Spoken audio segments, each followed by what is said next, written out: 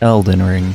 The newest hit game by FromSoft is here, featuring an open world and selling millions of copies instantly. It has beautiful graphics, fantastic boss fights, memes, more memes,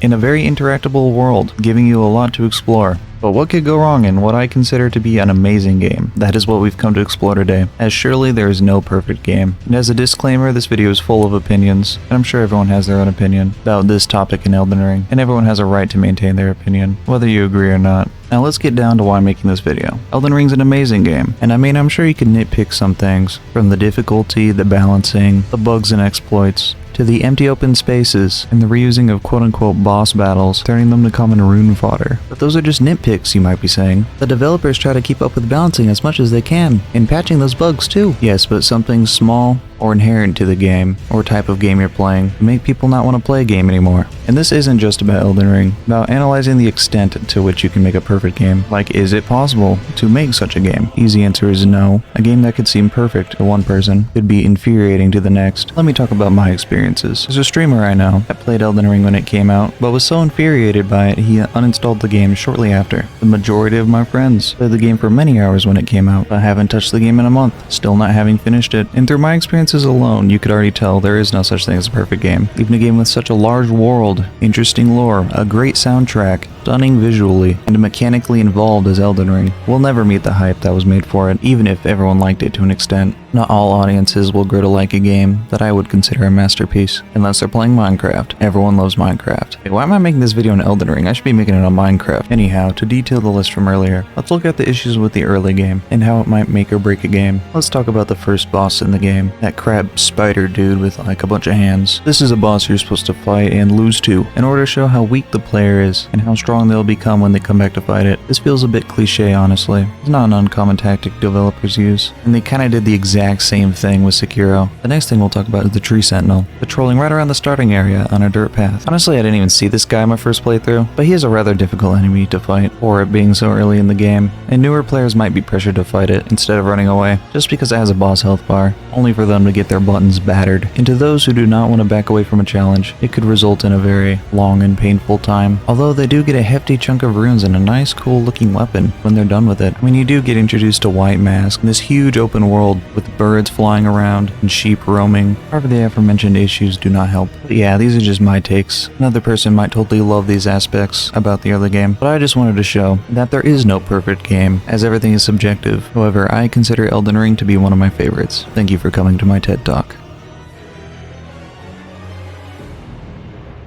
And thank you all so much for watching. I just wanted to try out this whole video essay thing. It was all completely unscripted, and I just thought I would sit down and talk about this masterpiece of a game. I know this video is pretty short, but sometimes you gotta start small, and if anything, I'm not too unhappy at how the video turned out. So once again, thank you all so much for watching, and I'll be seeing you. Have a good one.